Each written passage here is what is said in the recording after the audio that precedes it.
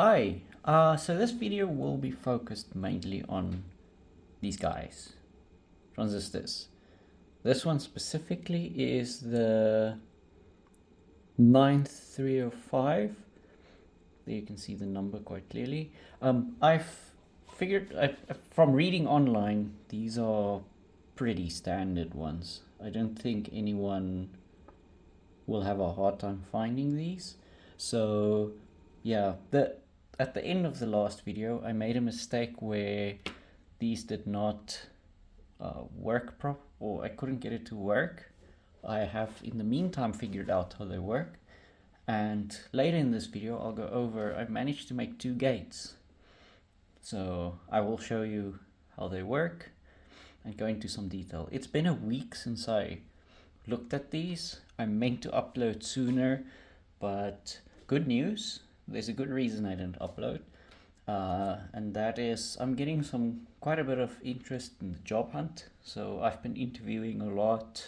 I'm interviewing for software dev jobs, so this is a combination of doing take-home tests and doing algorithm stuff, and I'm also improving my language skills in Dutch. I live in the Netherlands, so yeah, I'm taking some lessons, getting my Dutch a bit better. So, but back to this. So I made two gates. I don't 100% remember how they work. I watched the Ben Eater videos and I haven't finished the video, but I have created an AND gate and an OR gate, and we'll, with the multimeter, figure out how they work. But first, the transistor is... I've mostly figured out how this guy works. So I'm gonna get a little bit of the black, I think I have some here, black jumper wires. I want to create a jumper to ground. So the first thing I need to do is, this has three, what can I point with? This has three pins. 1, 2, 3 that I've hooked up to those three. This pin, the flat side is facing me, and the pin on the furthest is called the emitter, and that I'll tie directly to ground. So that will be the first thing I'll be doing. But then you can see me make one of these. Let me just steal one from here, actually. So I will just tie the emitter to ground. Let me move it up a bit. So I have some ground stuff close by. Tie the emitter to ground. There we go. Emitter goes to ground. And then I have these little switches that basically they work by, if you press them down, the current flows from the pins, can flow from the pins on this side to the pins on that side. So I like putting them over the middle like this. So how I have that hooked up now is, if I press the button, it can, oh, you can't see. If I press the button, I can go from, it allows current to flow down to the positive side, up through that, down to negative. So this will cause voltage difference on there. So yeah, and I will tie this down with a resistor because you don't need that much voltage to be, for that to activate. So let's bend one of these. I'll actually just cut it a little bit smaller.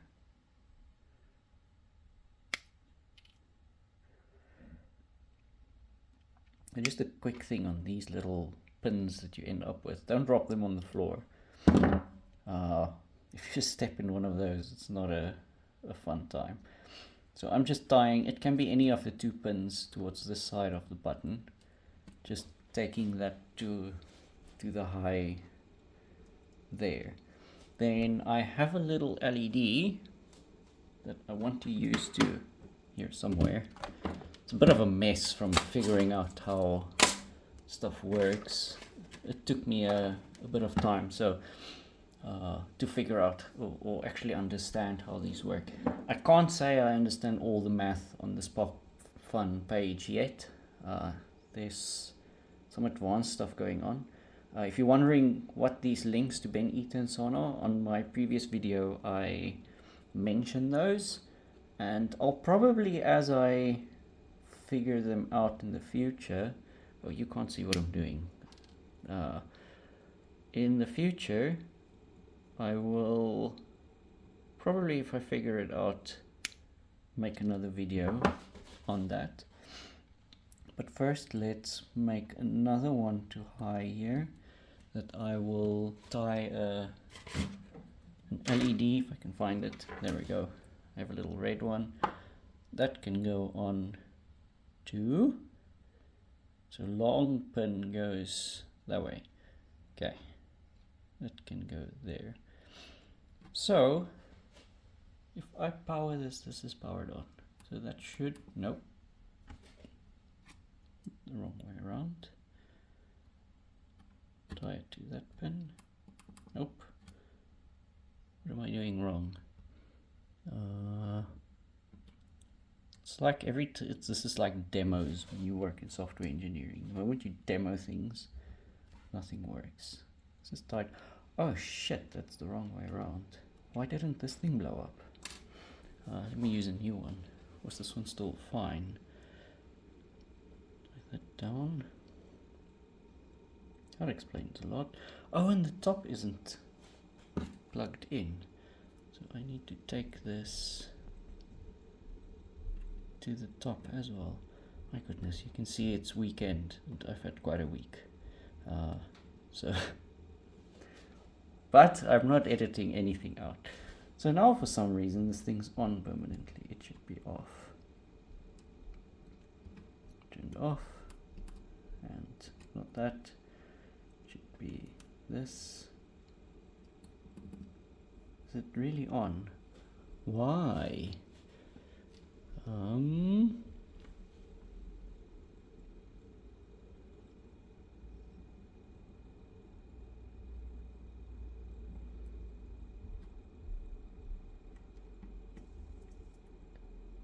I think my capacitor might be dead. No, it's not. Okay. I don't know why that just turned on. So let's check. That's coming through there. That needs to go through the middle. Then that ties down to ground. So go up through there. Only when I press the button. So how do I have a voltage difference there? Is this button? Yeah, man. Okay, so let's use this as a button for now.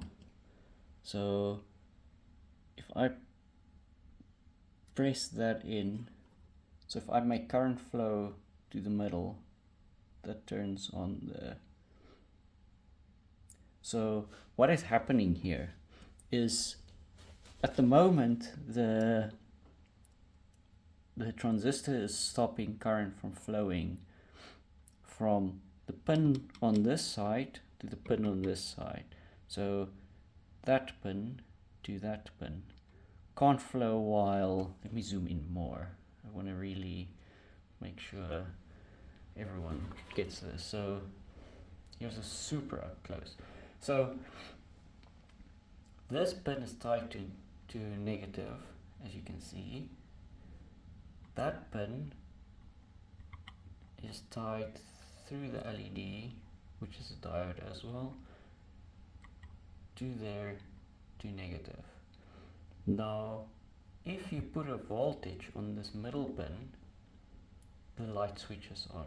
So what happens there is, if you put a voltage to this that goes down there, so it causes current to flow there, it will let a lot of current flow over the two outside pins. So how I think about it now is that the middle pin is like a switch. So switching on here switches on there. So if I tie the middle pin there to high, the light switches on. You can see it there. Let me make things a little bit darker so you can actually see the light switching on. It switches off. It switches on, off, on, off, on, off, on. So there we go. That's how a transistor works. I think my button is broken, so that confused me for a bit. That is something that's different from software engineering to hardware. Is sometimes your hardware is broken. Okay, so let's move up to what I have on top. Let me put this back to where I had it. Zoom out a bit. Yeah, put that up there, tie it to ground, and move that up a bit. Bring this down, and let's look at the gates and see what they do and how they work. Let me tie this the right way around this time. So that way. Okay, as you can see the light switch is on. This capacitor I have down here stores quite a bit. So what do capacitors do? They store some energy. So if I do that, it takes a second for my circuit to switch off. You'll see it dim slowly as the power leaves the capacitor. So I put a chunky one on the inside, or chunky for this setup. So this side's an AND gate. So what we've done here is, so remember the outside pin needs to go to ground, and what this does is it doesn't allow a full current to flow from ground to this one's ground pin. So this would flow through there. Does that make sense? Let's zoom in a bit so I can just show that a bit closer. So how this would work is this one won't do anything for the light because its ground pin isn't connected. Its ground pin needs to go to ground through this one, which is off. So this one only works as a normal transistor once that has some power. So if I press this one, now that pin's connected to ground, but I still need to bring some current into the middle, then the light switches on. So both buttons need to be pressed down. If either's not down, the circuit isn't complete. That's essentially an AND gate. This needs to be 1 and this needs to be 1 for this to be 1. Maybe next time I'll show this again, but with some LEDs hooked up to the bottom side to show when they are actually turned on. Let's do that now. Let's get some green ones. This. We'll take them out after to not confuse with the other circuit I have. So all I'm going to do is show when I've turned on when I've pressed one of these buttons. So I'll just hook them up like that, and I'll take some different color wires. Just bring 2 blue ones.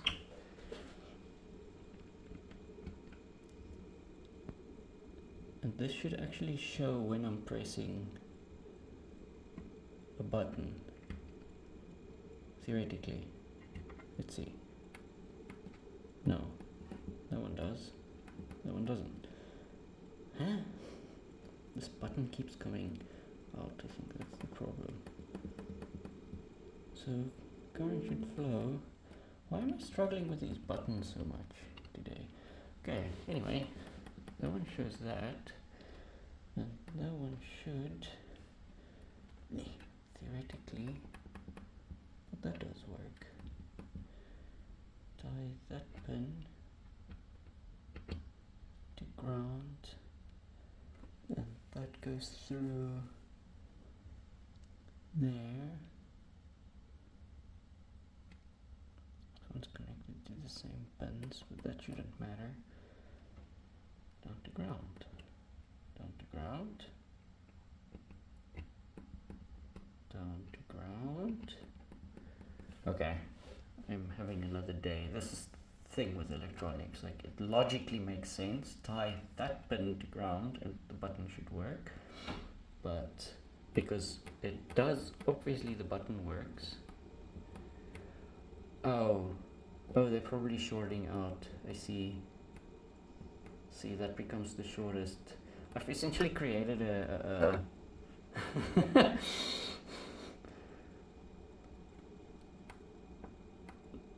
That's an interesting circuit. I'm gonna revisit that. I need to. Okay, anyway, you get the idea. Let's move on. This video is 16 minutes long already. So let's move that up. I'm gonna zoom out a bit. This is an OR gate. Only in this case, I complete the circuit through the LED if either of these are pressed. So let's say, so same thing happens where both of these have that pin on the left side connected to that. So it has a path to ground from both transistors. And if I press the button, I complete the circuit for the middle pins. So the button connects to the middle pins still. That has been a theme for all of these included. So that goes to the middle pin, and then if either of these are placed, it allows current to flow across the transistor to the pin on the right. That goes to this pin on the LED. It completes the circuit for the LED. So if I press this one, the light switches on, and if I press this one, the light switches on. And either way, it creates a path to ground. If both are pressed, it also switches on. So this is essentially an OR gate. Or that one's on, or that one's on, you get on. This is not an XOR. I'll figure out XORs later. So yeah, those are that. I want to quickly just check if that LED is maybe dead. This is bothering me now. Can't have. I'm at transistors and I'm struggling with switching on LEDs. Can you believe that? Okay, let's do this. That should tie to, choose a color of, that should tie to ground. And is my LED dead? Is my button weird? Let's do that. And need a resistor. I don't want to destroy my LED. So that correct? Why? So that one should go there to ground. And then, okay. It's something with the transistors messing with me. Maybe there's something I still don't understand. That was clear when I could make an alternating switch where the one goes off if the other one's on. That could be useful. I'm gonna revisit that afterwards to see if that's a thing that happens often. Anyway, this video's gone on long enough. Hope you enjoyed that. If you like what I'm doing, press the like button. If you want to see more, press subscribe. This is where things get exciting for me. So I'll be continuing down this path. I want to build all the gates. So I will continue with the Ben Eaters video, and then I'm gonna try and get each gate, and then do that in the next video. I think what I'll do is I want to do a NAND gate because that is a universal gate, and I want to do a XOR gate, and I think just NOT, literally the NOT gate, so that I can invert a signal. That one's pretty easy, I think, where I can, where's my other one? I think you simply tie this guy straight to ground, and then there's something you can do to just get an OR gate where it's always on, and then if you switch on the transistor, it skips the LED and goes straight to ground, creates a shorter path for the electricity to flow. I'll try that out. Maybe I can start the next video with an OR gate and I'm going to test all these buttons, but I'll do that at the start of the next one so I can show maybe how the continuity works, and we can test that all these buttons work, they're not bouncing a bunch. So anyway, if you're watching this today, have a good bit of your rest of your weekend, and I'll have an update on my job search next time as well. That's going well. I'm gonna go back to doing my test now, and see you there. Cheers, bye.